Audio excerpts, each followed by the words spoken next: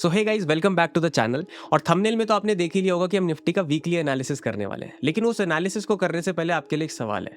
क्या आपके साथ कभी ऐसा हुआ है कि आपने कॉल या पुट बाई तो करी, थोड़ी देर में उसने आपको प्रॉफिट दिखा दिया, लेकिन अचानक से मार्केट इतनी तेज रिवर्स हो गया कि आपको वो ट्रेड लॉस में काटना पड़ा? आई नो ऐसा बहुत सारे लोगों के साथ हुआ होगा, लेकिन क्या आप जानना चाहेंगे ऐसा क्यों होता है? क्योंकि हम मार्केट के मेजर पर्सपेक्टिव को या मेजर ट्रेंड को समझ ही नहीं पाते। और जब हम शॉर्ट टर्म फ्लक्चुएशन में फंस जाते हैं तो हमें लगता है मार्केट तो मुझे ही फंसाने के लिए बैठा, लेकिन ऐसा होता नहीं है। आज इस वीडियो में मैं आपको क्लैरिटी देने वाला हूं कि कैसे आप मार्केट के मेजर ट्रेंड को पहचान सकते हैं और एक मेजर पर्सपेक्टिव के साथ अपना पर्सपेक्टिव अलाइन कर सकते हैं। दूसरी चीज मैं आपको क्लैरिटी देने वाला हूं कि निफ्टी में आने वाले कुछ दिनों में मोमेंटम पहले तो किस साइड आने वाला है और सबसे इंपॉर्टेंट कौन सी डेट से आने वाला है। तीसरी चीज, अगर वो एक्सपेक्टेड मोमेंटम हमें मिलता है तो मैं पर्सनली किस तरीके से रिएक्ट करने वाला हूं, उसकी साइकोलॉजी भी मैं आपके साथ शेयर करूंगा और यही आपके लिए सबसे इंपॉर्टेंट होने वाला है। तो ध्यान से इस वीडियो को मिस मत कर रहा और बिना समय गवाए मैं आपको अब चार्ट पे लेकर चलता हूं। तो ये आ गए हम अपने चार्ट की तरफ और इस चार्ट को मैं बहुत डिफरेंट तरीके से एनालाइज करने वाला हूँ। देखो, नॉर्मली आपने देखा होगा कि लोग बहुत प्राइस एक्शंस रीड करते हैं, ये सब चीज़ें बोलते हैं, आरएसआई ये है, वो है, ये है।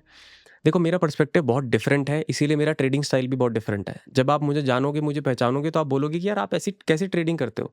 बट वो ये आपको डिफरेंट चीज़ें करनी होती है ताकि आपको लोगों से डिफरेंट रिजल्ट मिले। ऑलरेडी 90% लोग लॉस में है, तो मैं वो चीज़ें करके तो ऑब्वियसली पैसा नहीं कमा पाऊंगा। मुझे पैसा कमाना है तो डिफरेंट चीज़ें ढूंढनी पड़ेगी, डिफरेंट जगह ऑब्जर्वेशन देनी पड़ेगी और डिफरेंट स्टाइल में ट्रेडिंग करनी पड़ेगी।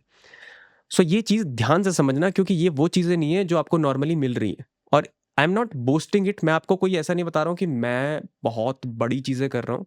बट मैं ज़रूर आपको ये बता रहा हूँ हम्बल तरीके से कि मैं बहुत डिफरेंट चीज़ें करता हूँ। तो आप अगर थोड़ा सा भी मिस करोगे तो ये दोबारा आपको बुक्स में भी नहीं मिलने वाली है, क्योंकि ये by the grace of God मुझे कहीं ना कहीं से ऑब्जर्वेशन से मिल गई है। तो आप भी इन चीज़ों को सीख लो समय से। सबसे पहले तो मैं काम करता हूँ मार्केट में, लोग करते हैं इंडिकेटर्स के ऊपर काम, हो सकता है कोई प्राइस एक्शन, कोई एसएमसी करता है, कोई आईसीटी की चीज़ें सीखता है।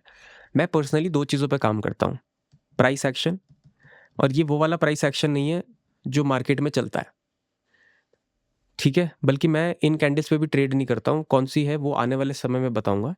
लेकिन आपकी ईज ऑफ एक्सेस के लिए मैं इसी चीज़ पे आपको समझा रहा हूँ, क्योंकि मैं कुछ नई चीज़ें ले आऊँगा तो आप और ज़्यादा कन्फ्यूज़ हो जाओगे। तो मैं आपको बता दूँ कि मैं एक प्राइस एक्शन पे ट्रेड करता हूँ। दूसरी चीज़, मैं टाइम साइकिल्स पे ट्रेड करता हूँ, ठीक है? अभी के लिए मैं इनको इलैबोरेट नहीं कर पाऊँगा बिकॉज़ ऑफ सम रीज़न्स कि ये वीडियो बहुत ज़्यादा बड़ा हो जाएगा और ये एक बहुत इलैबोरेटिव टॉपिक है अपने आप में ही।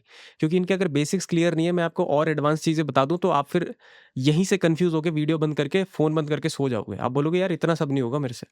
तो मैं वो आपको पर्सपेक्टिव नहीं देना चाहता हूँ कि ट्रेडिंग टफ़ है, मैं बहुत ईज़ी तरीके से आपको बताना चाहता हूँ।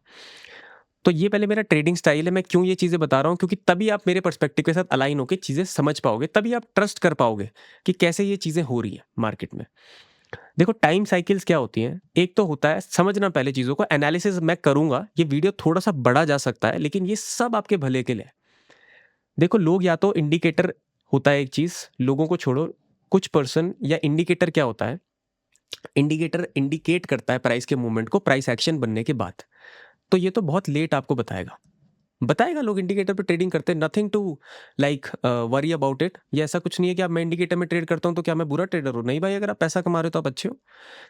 तो ये लेट इंडिकेट करता है, that's why I stopped using indicators. मैं इंडिकेटर यूज करता हूँ, लेकिन एज सच मतलब बहुत बड़ा पर्सपेक्टिव बनाने के लिए नहीं, कभी बार कंफर्मेशन लेने के लिए, ठीक है? फिर आता है प्राइस एक्शन, कि मार्केट में कैसे कैंडल टिक कर रही है, आप वो पकड़ लो और आप उस पर ट्रेड करो।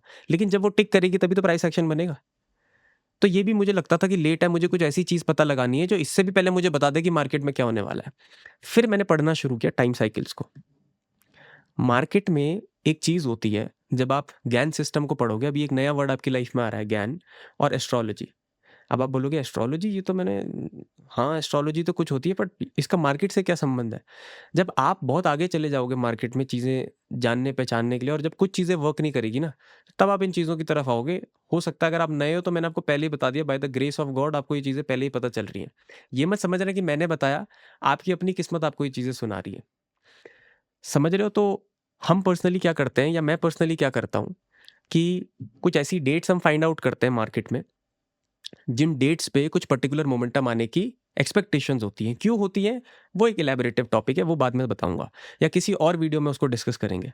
लेकिन ऐसा होता है। अब आप बोलोगे कि कितनी बार हुआ है? जब से मार्केट बना है तब से हुआ है।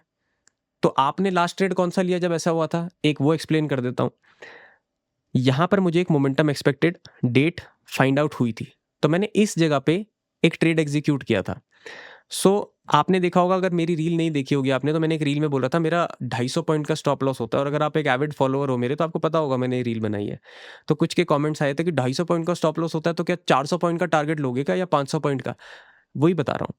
यहाँ पे मेरा स्टॉप लॉस अच्छा खासा था, बड़ा था, लेकिन पोजीशन साइजिंग अच्छी थी, तो लॉस मुझे बड़ा नहीं लगता है, क्योंकि मेरी कैपिटल से कुछ कैपिटल ही मैं इन्वेस्ट करके ट्रेड करता हूँ। तो यहाँ पर मैंने जब ट्रेड लिया, तो फिर मैंने इस ट्रेड को होल्ड किया, यहाँ तक भी मेरे को ट्रेड होल्ड था, और फिर उसके बाद मैं यहाँ कहीं निकला हूँ इस लास्ट ट्रेड में।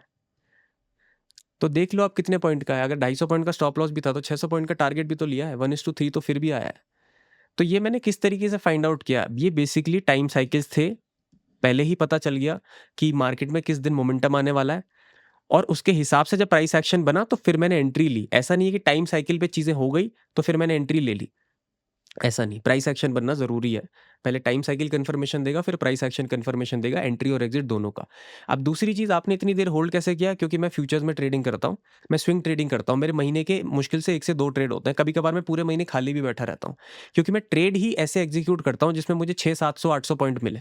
मैं तब तक मार्केट को ऑब्जर्व करता हूँ, मैं सिर्फ मार्केट को रीड करता हूँ, ऑब्जर्व करता हूँ, टाइम साइकिल्स को फाइंड आउट करता हूँ, और सही जगह पे एंट्रीज मारता हूँ। और वही मैं आपको बताने वाला हूँ कि आपका मेजर पर्सपेक्टिव क्लियर होना चाहिए।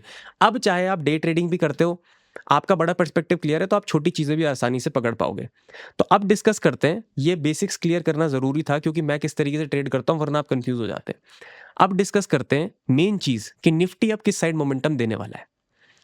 देखो, मेरी टाइम साइकिल्स के हिसाब से जो कल की डेट है 19th ऑफ अगस्त, वो बहुत इंपॉर्टेंट होने वाली है निफ्टी के लिए। इनफैक्ट कल की, 20, परसों की, और उसके एक दिन बाद की 21 अगस्त।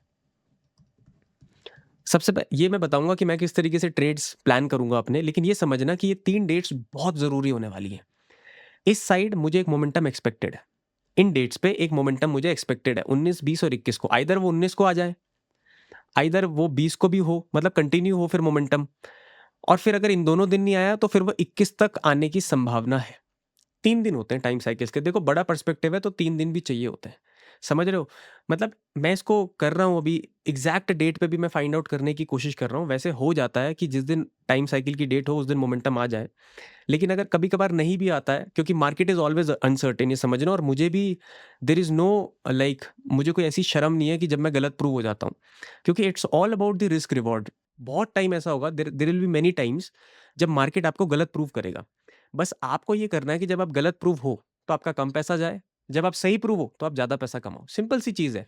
देखो, मैं ये एनालिसिस भी इसलिए डाल रहा हूँ बहुत कॉन्फिडेंस के साथ, क्योंकि पहली चीज़ कि मुझे मालूम है मेरा रिस्क रिवॉर्ड क्या है। तो इसको देख के पहले तो मैं आपको एडवाइस करना चाहूँगा, बिल्कुल कॉपी मत करना कि भाई यहीं से मोमेंटम आने वाला है। मैं बताऊँगा किस तरीके से ट्रेड करेंगे, पर आप समझना कि वी कुड गो रॉन्ग। समझ रहे हो? नथिंग इज़ 100% लाइक कि होना ही होना है, ऐसा कुछ नहीं होता। मार्केट इज़ वेरी अनसर्टेन, लेकिन रिस्क रिवॉर्ड अच्छा हो तो आप पैसा बनाओगे, वो मैं बताता हूँ कैसे। सबसे पहले समझना कि 19 अगस्त को मोमेंटम आने की बहुत अच्छी संभावना है। 20 अगस्त को अगर नहीं आता है तो फिर 20 को आएगा, और 20 को नहीं आता है तो 21 को, 3 दिन। लेकिन अगर नहीं आता है कोई मोमेंटम, पहले तो किस साइड आएगा ये भी बता देता हूँ। लेकिन सिर्फ इसको सुन के जाके ट्रेड मत करने लग जाना, पूरी प्लानिंग सुनना कि मेरी प्लानिंग क्या है, रिस्क रिवॉर्ड कैसे है, तब जाके। वरना फिर आप कमेंट करोगे कि सर मेरा तो इतने का नुकसान हो गया, आपका तो ट्रेड चला नहीं। आप समझना, मेरी पूरी साइकोलॉजी समझो, मैंने कैसा प्लान करना है। मैं प्लानिंग कर रहा हूँ अभी, मैं लाइव प्लानिंग कर रहा हूँ। आप ये समझो कि कैंडिड कॉन्वर्जेशन है, आप बस मुझे चुपके से सुन रहे हो कि यार ये कैसे प्लानिंग कर रहा है, बस आप ये समझो।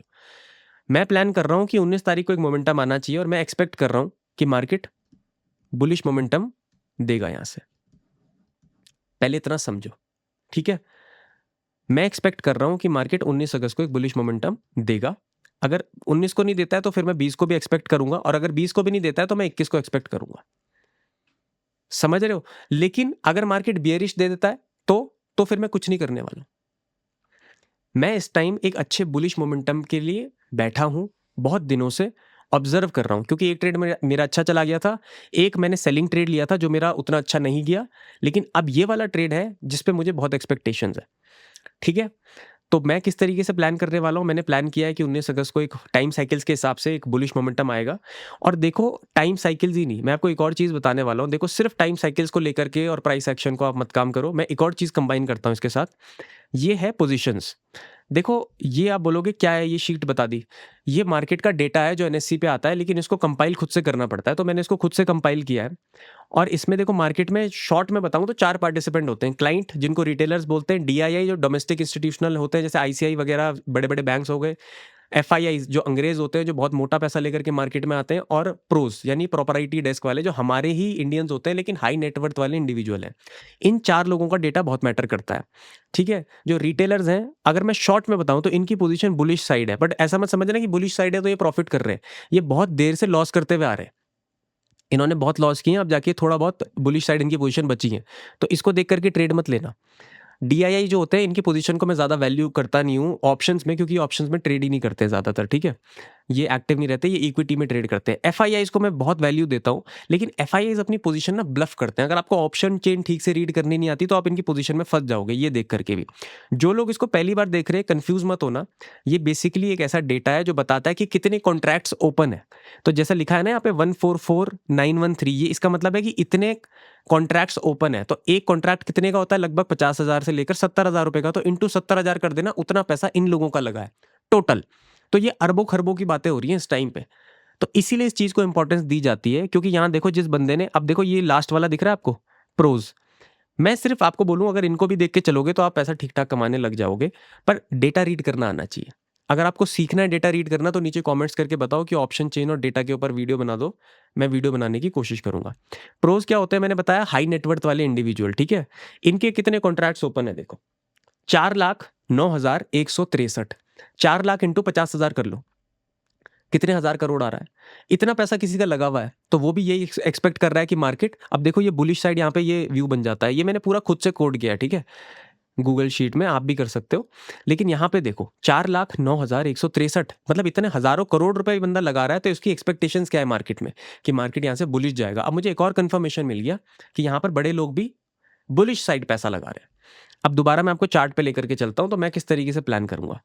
देखो अगर कल मुझे एक अच्छा मोमेंटम मिलता है, एक अच्छी बुलिश कैंडल मिलती है, तो फिर मैं एक स्विंग ट्रेड एग्जीक्यूट करने वाला हूं बुलिश साइड। ये कोई बाई सेल रिकमेंडेशन नहीं है, मैं आपको सिखा रहा हूं कि ट्रेड किस तरीके से प्लान होते हैं। अब इसमें रिस्क रिवॉर्ड भी समझना। अब कुछ लोग सोचेंगे कि स्विंग ट्रेड मतलब मैं सी ले लूंगा तो पैसा बन जाएगा। देखो कई बार नहीं बनेगा, हो सकता है मेरा बन जाए आपका ना बने। कारण क्या है, उसका कारण है एक तो मैं अलग इंस्ट्रूमेंट में ट्रेड कर रहा हूँ।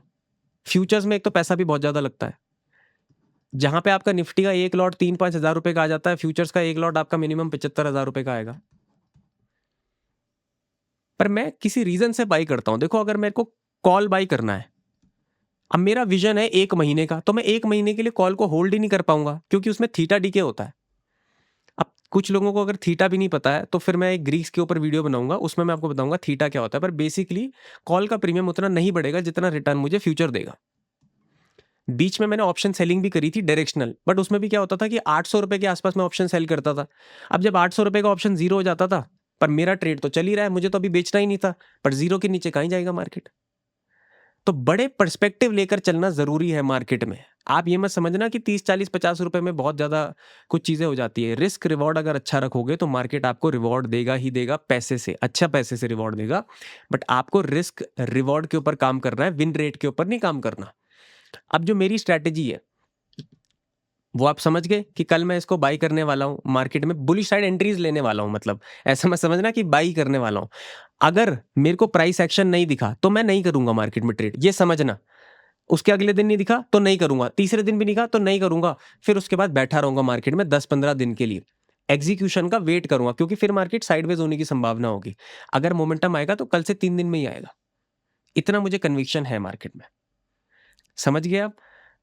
दूसरी चीज, इसमें जो मैं ट्रेड खुद एग्जीक्यूट करने वाला हूं, ये मैं नहीं बोलूंगा कि कॉपी मारो आप, क्योंकि पता क्या है, ये रिटेलर्स के लिए है ही नहीं। Retailer as in not in terms of capital, आपके पास कैपिटल हो सकता है 1 करोड़ हो, पर माइंडसेट नहीं होगा। Mindset should be of an HNI, high net worth individual का। अगर आपके पास माइंडसेट है तो ही आप ये ट्रेड ऐसी तरीके से ट्रेडिंग कर सकते हैं, वरना यार इतना होल्ड नहीं कर पाओगे आप ट्रेड्स को जितना मैं कर लेता हूँ। अब मान लो मेरा स्टॉप लॉस भी 200 पॉइंट का रहता है। आप बोलोगे 200 पॉइंट के स्टॉप लॉस में कैसे कर लेते हो सर? यार मेरा एक तो पोजीशन साइजिंग मैनेज्ड है।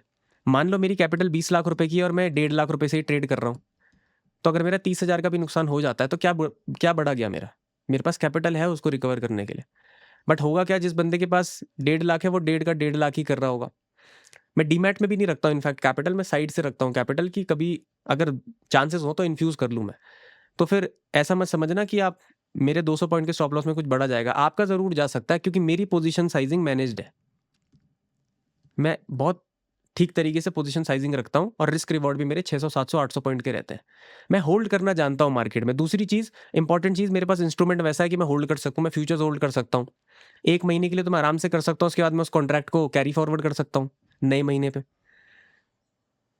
तो ये चीज़ समझना कि मेरी प्लानिंग किस तरीके से बन रही है। अब ये मैंने आपको इन्फॉर्मेटिव तरीके से बताया कि मैं क्या करने वाला हूँ, ठीक है? साइकोलॉजी मैंने आपको बता दी कि मेरा रिस्क रिवॉर्ड कैसा रहता है। तीसरी चीज़ आपको मालूम है कि मेरा माइंडसेट कैसा है कि भाई मैं 600-700 पॉइंट भी होल्ड कर लेता हूँ। पर आप तो 30 पॉइंट में ही काम जाते होगे, तो फिर आप 600 पॉइंट कैसे होल्ड करोगे? अब यहाँ पर देखो 3 दिन का अगर मैं आपको इसको ज़ूम करके बताऊँ, ये बहुत ज़रूरी है बताना वीडियो में। देखो मैं वीडियो ना यहीं पर रोक सकता हूँ कि धन्यवाद, धन्यवाद करने के लिए लेकिन मैं क्यों नहीं रोक रहा हूँ? मुझे उससे मतलब नहीं है कि ये वीडियो चलता है नहीं चलता, मुझे इससे मतलब है कि लोग सही चीज़ सीख के चले जाएँ। देखो, अब यहाँ पर एक ट्रेड जो मैंने एग्ज़ीक्यूट इधर किया था, यहाँ तो बुलिश मेरे को प्रॉफ़िट दिखा, यहाँ प्रॉफ़िट दिखा, पर जब मार्केट यहाँ से रिकवर हो रहा है, तो आप कैसे होल्ड कर लोगे? और ये छोटा-मोटा मूव थोड़ी है। अब आप देखो, कितने पॉइंट का मूव है ये? 200 पॉइंट मार्केट नीचे आया है। अब कैसे कैसे रोक लेगा आदमी अपने को कि यार मेरा 200 पॉइंट का प्रॉफ़िट चला गया? पर रुकना पड़ेगा, क्योंकि जब मैं रुका, तो फिर देखो नेक्स्ट दिन क्या हुआ? 200 पॉइंट वापस चला गया, फिर उसके बाद 150 पॉइंट नीचे आया, फिर ऊपर गैप अप खुला, फिर रिकवर हुआ। तो इतने फ्लक्चुएशन में आप तभी रुक पाओगे, सबसे पहले जब या तो आपने अपनी स्ट्रैटेजी बैक टेस्ट करी है। मैंने अपनी स्ट्रैटेजी 15 से 18 साल की बैक टेस्ट करी है आराम से, तो मुझे डेटा पे भरोसा है। दूसरी चीज, मेरे इमोशन जीरो हो गए। आपके भी होंगे धीरे धीरे, पर मेरे जीरो हो गए। मुझे जैसे मार्केट में 20 30 50 हजार का लॉस दिखता है, तो मुझे उतना फर्क नहीं पड़ता है, क्योंकि मुझे उसके डबल प्रॉफिट भी दिखता होगा। ठीक है, एग्जैक्ट नंबर्स पे मत जाना, क्योंकि मैं इस चीज़ पे ज़्यादा विश्वास भी नहीं करता हूँ कि मैं आपको एग्जैक्टली चीज़ें दिखा दूँ कि ये देखो ऐसे होती है और आ जाओ मेरे पास। मैं चाहता हूँ कि आप एजुकेशन और नॉलेज देख के किसी को फॉलो करो, रैदर देन उसके बड़े बड़े पीएनएल्स और ये चीज़ें देख करके। वो मैं आपको एक एडवाइस दे रहा हूँ कि कोई भी अगर आपको बड़े पीएनएल्स भी दिखाता है तो आप देखो, कोई बुरी बात नहीं है, लेकिन किसी की नॉलेज देख के उसे फॉलो करो हमेशा। किसी का भी मतलब पैसा देख के, मतलब आप किसी अगर इंस्टाग्राम पे किसी और सेलिब्रिटी को भी फॉलो करते हैं, तो आप उसका पैसा देख करके मत कीजिए उसको फॉलो। उसका चरित्र चित्रण देख के कीजिए, और उसको किस तरीके से उसका व्यवहार है दूसरों के साथ, किस तरीके से उसको नॉलेज है, और वो नॉलेज आपकी लाइफ में क्या इम्पैक्ट कर सकती है, ये है। तो ये था हमारा निफ्टी का एनालिसिस। मैं किस तरीके से ट्रेड्स लेने वाला हूँ, निफ्टी का मोमेंटम किस साइड एक्सपेक्टेड है, मैंने आपको बता दिया। लेकिन अभी भी एक चीज़ मेरे को डिस्कस करनी है, वो ये है कि देखो ये बहुत मेन चीज़ है, ये मैंने लास्ट के लिए रोक के रखी थी, और जो लोग रुके हुए हैं ये उनके लिए बेनिफिशियल होने वाली है कि nothing is 100%। I could possibly go wrong tomorrow, but जो वो हार होगी ना, उसको स्वीकार करने का भी आपके पास जिगरा होना चाहिए। ठीक है, दूसरी चीज़, आपके पास पैसा होना चाहिए, मेन चीज़ उस हार को स्वीकार करने का। मान लो मैंने कल पैसा इन्फ्यूज कर भी दिया, ठीक है, मैं भी करूंगा या ना करूंगा वो मैं अभी शेयर नहीं कर रहा हूँ, लेकिन मैंने अगर कर भी दिया कल पैसा अपने मोमेंटम पे इन्फ्यूज, और वो ट्रेड दूसरे दिन पलट जाए। वैसे तो मैं बहुत लंबे समय के लिए होल्ड करता हूँ, मेरी एग्जिट स्ट्रैटेजीज भी बहुत अलग हैं, एंट्री स्ट्रैटेजीज भी बहुत अलग है, मेरी टाइमिंग्स भी बहुत अलग है लेकिन अगर वो ट्रेड नहीं वर्क करता है तो उस मिस्टेक से मुझे इतना फर्क नहीं पड़ेगा, because I can afford that mistake, क्योंकि मेरे स्टॉप लॉसेज और रिस्क रिवॉर्ड मैंने बता दिया अच्छी चीजें होती है। But I could go wrong 100%, everybody could go wrong. और यही एक ट्रेडर की सबसे बड़ी इंपॉर्टेंट चीज होती है कि वो जानता है कि वो गलत हो सकता है। जेसी लिवरमोर जो थे, बहुत बड़े ट्रेडर थे, तो बिलियंस ऑफ डॉलर्स, मतलब आप millions and billions of dollars भी कमाने के बाद उस टाइम में वो जीरो हो गए थे। कारण था कि वो, उनको ये लगता था कि भाई, मतलब कई बार जब ट्रेडर की ईगो आ जाती है ना कि मैं तो गलत हो ही नहीं सकता। देखो, you can beat a stock but you can not beat the stock market, ये ध्यान में रखना। आप एक स्टॉक को हरा सकते हो पर आप स्टॉक मार्केट को नहीं हरा सकते, ये ध्यान में रखना। और ये बहुत बड़ी साइकोलॉजी टिप मैं आपको दे रहा हूं। अगर आप हम्बल होकर मार्केट में चलोगे, आपने अपना प्लानिंग बना ली ना, आपने अपनी प्लानिंग बना ली, अगर मार्केट उस तरीके से रिएक्ट करता है मैंने शुरू में बोला था ना रिएक्ट वर्ड, तो आपको प्रिडिक्ट नहीं करना है अब, बस आपको रिएक्ट करना है। हमारी एक्सपेक्टेशंस के हिसाब से अगर मार्केट चलता है तो वी विल रिएक्ट, अगर नहीं चलता है तो वी विल सिट बैक। समझ गए? हम पीछे बैठ के देखेंगे। और मैंने दोबारा मैं बोलूंगा कि you can beat a stock but you can not beat the stock market. आप स्टॉक मार्केट को नहीं हरा सकते, इट इज वेरी अनसर्टेन। आपको मार्केट एक ना एक दिन आपका बता देगा कि आपके साथ क्या होने वाला है। इसीलिए हम्बल होकर चलना, पोजीशन साइजिंग मैनेज रखना, रिस्क रिवॉर्ड रखना, और किसी की ट्रेड कॉपी मत करना, बस सीखना।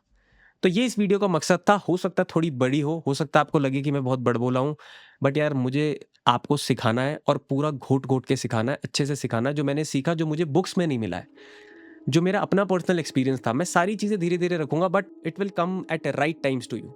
मैं अगर सारी चीज़ें अभी बता दूं तो उसमें भी आप कंफ्यूज हो जाओगे। अभी के लिए इतना बहुत है। अगर ये वीडियो आपको पसंद आई तो आप इस वीडियो को लाइक कर सकते हैं। आप इस वीडियो में कमेंट करके बता सकते हैं कि इस वीडियो में क्या आपके सजेशंस हैं, और अगर कोई क्वेश्चन है तो वो भी पूछ सकते हैं। अगर ये चैनल आपकी लाइफ में कोई वैल्यू ऐड करता है तो यार ज़रूर सब्सक्राइब करना। बहुत सारे लोग हैं जो यार देखकर चले जाते हैं, सब्सक्राइब नहीं करते। आपका कोई पैसा थोड़ी लगता है, सब्सक्राइब करके चले जाओ, मिलते रहेंगे, बातचीत करते रहेंगे। बाकी तब तक के लिए स्वस्थ रहिए, मस्त रहिए, खुश रहिए, और सबसे इंपॉर्टेंट, सबका आदर कीजिए। जल्दी मिलते हैं।